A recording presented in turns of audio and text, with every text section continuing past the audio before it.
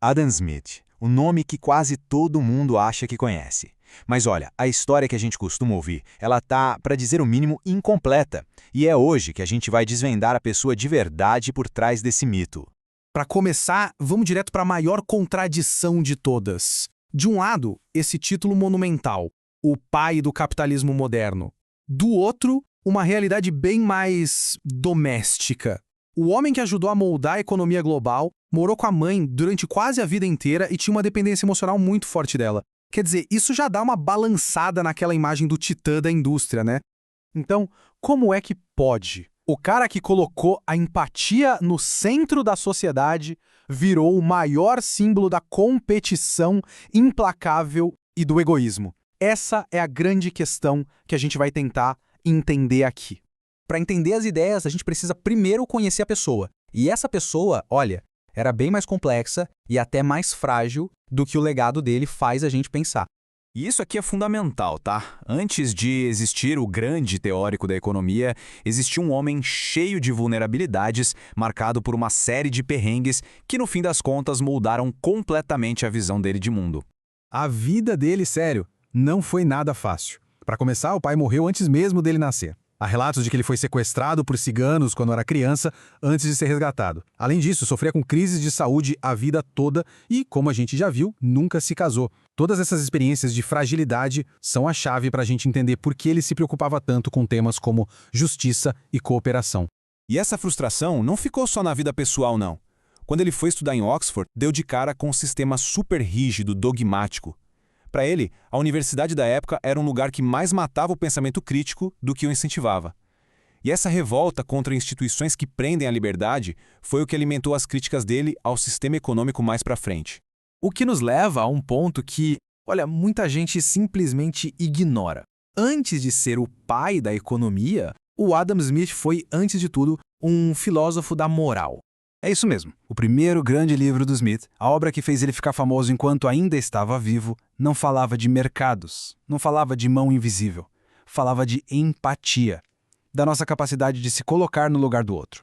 Em A Teoria dos Sentimentos Morais, o argumento dele é que o que mantém a sociedade unida não é o puro egoísmo, é a empatia e um senso de justiça que a gente tem. A gente se importa com o que os outros pensam da gente. E essa busca por aprovação, segundo ele, é a base que nos torna seres morais.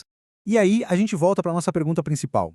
Peraí, se a base do pensamento do cara era a nossa capacidade de sentir pelo outro, por que raios a história resumiu ele à busca incessante pelo interesse próprio? A resposta está no jeito como a obra mais famosa dele foi lida. Ou melhor, mal lida. Beleza? Vamos então mergulhar no conceito mais famoso e provavelmente o mais distorcido de todos, a tal da mão invisível. Primeiro erro que a gente precisa derrubar de vez. Adam Smith não inventou o capitalismo. Falar isso seria como dizer que o cara da previsão do tempo inventou a chuva. O que ele fez, na verdade, foi observar, descrever e analisar as transformações gigantescas que já estavam rolando na época dele com a Revolução Industrial. Ele foi um cronista brilhante do seu tempo e não o criador do sistema. E aí a gente chega na mão invisível. A ideia que ficou popular é que seria uma espécie de força mágica, né? Que se cada um for atrás do seu próprio lucro, o mercado se ajusta sozinho e no final tudo fica perfeito para todo mundo. É uma história bonita, mas não é bem o que o Smith disse. Olha só que curioso. Sabe quantas vezes a expressão mão invisível aparece em tudo que o Adam Smith escreveu? Apenas 3. É isso mesmo, 3 vezes. Um conceito que virou o centro do legado dele foi, na prática, quase uma nota de rodapé no pensamento original. A visão real dele era bem mais pé no chão, muito mais equilibrada. Sim, ele acreditava que os mercados poderiam criar uma certa ordem espontânea, onde a busca de cada um por melhorar de vida poderia, de forma indireta, beneficiar todo mundo. Mas, e esse é um grande mas, ele também sabia muito bem que os mercados soltos demais poderiam levar à injustiça, à exploração e, o pior de tudo para ele, aos monopólios. Ele não era nenhum ingênuo, viu? Smith tinha medos bem específicos. Ele alertava que os empresários viviam conspirando para aumentar os preços. Ele denunciava o poder dos monopólios que esmagavam a concorrência. Ele criticava os governos que criavam leis só para favorecer as grandes corporações. Ele reconhecia que os trabalhadores sempre eram um lado mais fraco na hora de negociar. Isso aí não parece muito com um defensor do vale tudo na economia, concorda? Para a gente entender ainda melhor o que ele pensava, vale a pena colocar ele lado a lado com outros gigantes do pensamento.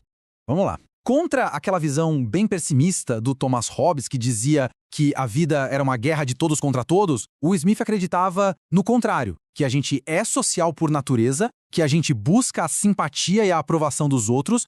Já em oposição ao Rousseau, que achava que o comércio corrompia o bom selvagem, o Smith tinha uma visão mais otimista. Ele argumentava que o comércio, com suas regras e a necessidade de confiança mútua, podia ser, na verdade, uma força que civiliza. E a comparação com o Marx é talvez a mais radical de todas. Enquanto o Marx vai enxergar o sistema como algo baseado na exploração estrutural, o Smith acreditava que a troca voluntária, desde que bem regulada, tinha o potencial de gerar prosperidade para a sociedade inteira. E tudo isso nos leva para a grande conclusão, e para o dilema final que o pensamento de Smith deixou para a gente. Se a gente fosse reescrever uma das ideias centrais do Smith para hoje em dia, seria mais ou menos assim.